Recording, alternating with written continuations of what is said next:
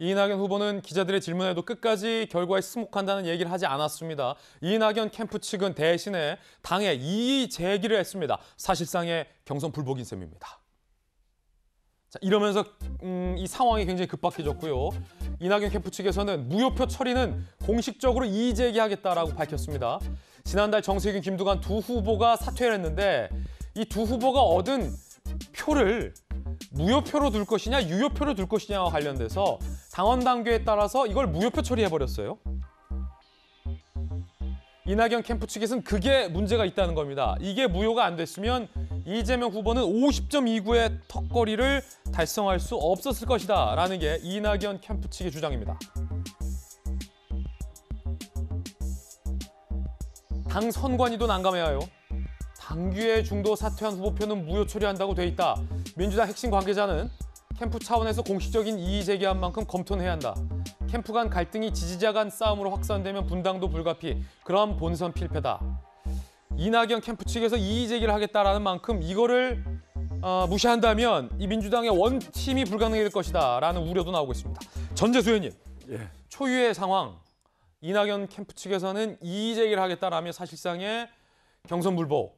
전재수 의원님 어떻게 보십니까? 어떻게 되리라고 보십니까? 일단은 초유의 상황은 아닙니다. 그래요? 예, 17대 대통령 선거 때 이제 민주당 후보자 경선 과정에서도 이 무효표를 놓고 이것을 어떻게 할 것인가 해서 당무위원회까지 가가지고 처리한 적이 있고, 18대 대통령 선거 후보자 선출을 위한 민주당 경선에서도 똑같이 무효표, 지금과 똑같은 무효표 논란을 가지고서 또 당무위원회 가가지고 결정된 적이 있습니다. 그러니까 이게 처음 있는 일은 아니고 이번에 세 번째 있는 일이고, 그때마다 이제 이 무효표 처리는 당무위원회를 통해 가지고 무효 처리하는 것으로 결정이 다 됐습니다. 그리고 이 특별 당규는 이번 20대 민주당 대선 후보 선출을 위해서 만든 당규입니다. 그래서 앞에 이제 특별 당규가 붙어 있고, 그리고 이 특별 당규 규정은 민주당의 당헌 당규, 이전에 지금 있는 당헌 당규보다 무조건 우선해서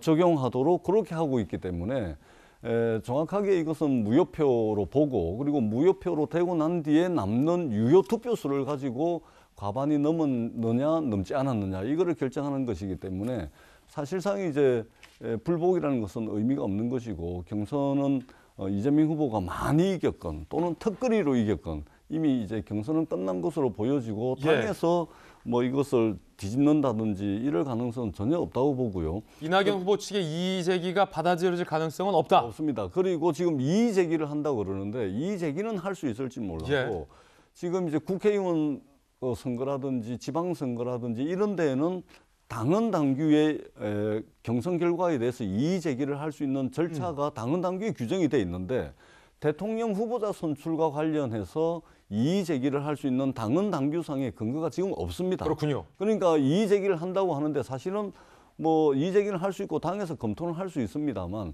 당헌 당규상 이의 제기를 할 수 있는 절차적 근거는 지금 현재 없는 상태입니다. 그렇구나. 그리고 지금 턱걸이 경선 통과 이야기들이 참 나오는데 뭐 훌쩍 이겼건 또는 간당간당하게 이겼건 간당간당. 이미 이제 50%를 넘었기 때문에 결선 없이 민주당의 대선 후보가 정해진 것이고, 그다음에 애초에 저도 이제 그랬습니다. 애초에 경선이 시작될 때 과연 이재명 후보가 이게 과반 득표를 해가지고 결선 투표가 없을 것이냐, 대부분의 사람들이 아마 결선까지 갈 거다. 후보 한 명이 50% 과반 이상 득표를 하는 것은 상당히 어려울 거다. 이런 전망이 거의 대다수였거든요. 그런데 경선 과정에서 연전연승을 하다 보니까 이재명 지사가 본선으로 바로 가는 것은 아무도 의심은 하지 않았습니다. 그런데 이제 결과로 보니까 50.29가 나오다 보니까 이제 이게 더 이겨야 되는데 이런 아쉬움이 있는 측면에서 이제 50.29에 대해서 이제 사람들이 이제 많은 이야기들을 하는데 이의 제기는 받아들여지지 않을 것이다. 그렇게 알겠습니다. 봅니다.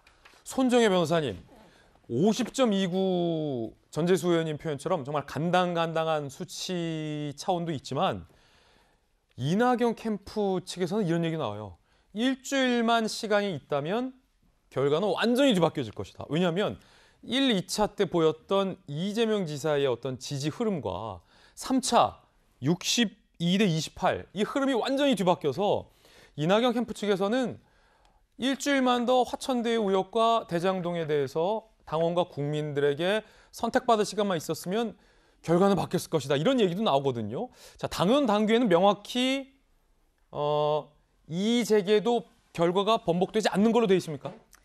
일단은 이낙연 전 대표 캠프 측에서 매우 아쉬울 수밖에 없는 게 타임슬립 해보면 사실 경선 일정도 좀 늦추자라고 지속적으로 이야기를 하다가 이번에 이제 경선 일정이 짜여졌는데 만약 경선이 한 2주만 늦춰졌다라고 하더라도 결과는 사실은 장담하기 어려운 상황 아니었을까라는 생각이 들고 이렇게 가까스로 가반이 넘는 득표율이 나왔다고 한다면 당원 당규를 바꾸더라도 이 경선 룰을 바꾸려는 시도를 이낙연 캠프 측에서 했었어야 되는데 이 부분에 대한 대비가 미진하다 보니까 현재로서는 사실은 이것을 이의 제기는 한다고 하지만 뾰족한 수를 못 찾고 있는 상황이 아닐까 하는 생각이 들고요. 일단 법률적으로 해석한다고 하더라도 조금 선관위에서 결정을 뒤엎어서 소급 적용하기는 굉장히 어려운 구조이다. 예. 규정은 좀 명확한 것 같습니다. 당원 당규 보면 59조 1항에 중도 사퇴 후보는 무효 처리한다라고 명확한 규정이 있고요. 예. 일반적으로 우리가 예를 들면 이사회나 주주총회에서 가반수 의결로서 결정한다고 했을 때 그 가반수 의결은 참석한 사람, 그러니까 참석한 사람이 가반수가 참석해야 되고 또 참석한 사람이 가반수가 의결될 때 어떤 의사결정이 이루어졌을 때 보면 기권하거나 참석하지 않은 사람까지 부모로 넣는 규정 해석들은 거의 없거든요. 그런 측면에서 지금 법리와 다르게 또는 당원 당규랑 다르게 선관위에서 결정하기는 굉장히 어렵고 더군다나 사회적인 의사 합치도 이루어지기 어려운 측면이 있기 때문에 좀 억울하고 부당하고 시간이 조금만 있었더라면 또는 이런 규정이 바뀌었더라면 하는 아쉬움은 있겠으나 결론적으로는 사실은 후보 자체를 바꾸기는 좀 어렵거나 결선 가기는 좀 어렵지 않을까라고 생각이 듭니다. 그렇군요. 오늘 아침에 조금 전에 이낙연 캠프 측의 홍영표 의원이 라디오에 출연했습니다. 뭐라고 밝혔을까요? 들어보시죠. 이제 당에서는 이 정세균, 김두관 후보에게 찍었던 표들을 다 무효 처리를 해버린 겁니다. 갑자기 유령이 돼버린 거예요, 이분들은. 이 필연 캠프에서는 계속 문제 제기를 해왔고요. 또 물밑으로 많이 또 노력을 했습니다. 그럼에도 불구하고 이걸 전혀 묵살해 왔다고 생각합니다. 1위 후보의 어떤 말만 듣는다는 식으로 해석될 만큼 그렇게 해왔습니다. 원팀을 만들기 위해서라도 이 문제는 그냥 원칙에 따라서 조속히 수습해야 됩니다. 그리고 결선 투표를 선언해야 됩니다. 자, 조금 전까지도 이낙연 후보 측은 이거는 문제 있다. 이 일반 여론과 배치되는 거 아니냐라며 결선 투표로 가야 한다라고 주장을 하고 있습니다.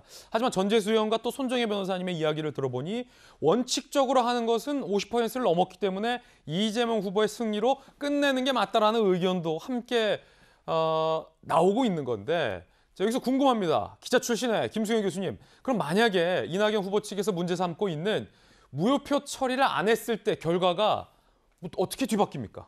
그러니까 이제 그 정세균 후보와 이제 김두관 후보가 받았던 표가 분모에 들어가 있으면 아무래도 분모가 커지니까 이재명 지사의 득표율이 좀 작아지게 되죠. 분모는 분자와 분모 중에 아래 거가 커지게 되면은 어쨌든 그 위가 똑같이 정해져 있으면 분자가 정해져 있으면 득표율은 낮아질 수밖에 없어요. 그래서 만약에 이 김두관 후보와 이제 그 정세균 후보의 표를 사표로 없애지 말고 만약에 그냥 분모에다 그대로 집어넣게 되면은 총합에 그냥 넣게 되면은 이재명 지사의 득표율은 49.3%가 됩니다. 그러니까 그러네요. 한 1%포인트 정도 낮아지게 되죠. 그러면서 과반을 넘지 못하게 되고요. 이낙연 후보도 낮아지는데 이재명 후보도 떨어지는데 그게 50 미만으로 가는 거군요. 그렇죠. 전체 어쨌든 아무것도 사표로 처리하지 않고 전체 투표를 한 사람들 중에서는 어쨌든 이재명 지사가 만약에 이거를 그러니까 사표로 처리를 안 하고 그대로 그 분모에다 집어넣게 되면 49.3%니까 과반을 넘지 않는구나. 그렇다면은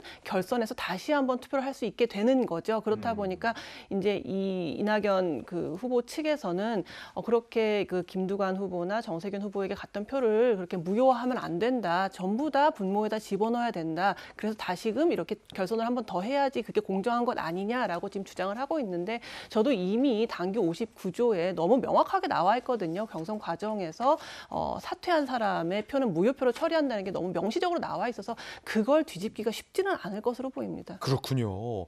49.3 대 38.4로 수치가 달라진다. 이거 어떻게 될지 참 궁금한데요. 이재명 후보의 이야기. 이재명 후보는 뭐라고 이야기하고 있을까요? 들어보시죠. 지금 막 이낙연 대표님 측에서 무효표 처리 이의 제기를 공개적으로 했다는 속보 막 나오고 있거든요. 그래서 그 염두에서 어떻게 원팀 전략. 원팀은 민주당의 전통이고 우리는 특정인의 당선을 위해서 경선하고 함께 하는 것이 아니라 팀원의 하나로서 함께 해온 것입니다. 크게 우려하지 않습니다. 다만 제가 최선을 다해서 잘 설명드리고 부탁드리고 또 원팀이 될 수 있도록 노력하겠다 이 말씀드립니다. 이낙연 후보 측에서는 무효표를 합산을 하면 과반이 안 된다 이렇게 얘기를 하고 있는데 네, 이게 당헌 당규라고 하는 게 있고 또 당헌 당규를 적절하게 해석해서 그리고 우리 문재인 대통령께서도 축하 말씀을 해주셨다니까 저는 그냥 우리 당이 결정하는 대로 처분을 기다리도록 하고. 자, 이거 어떻게 될지 관련된 속보 나오면 저희가 오늘 발빠르게 보도해드리겠습니다. 아마 이낙연 캠프 측에서 지금 뭔가의 어떤 회의를 하고 있는 것 같은데 입장이 조만간 나올 것으로 보입니다. 속보로 가장 발빠르게 정확하게 전해드리겠습니다.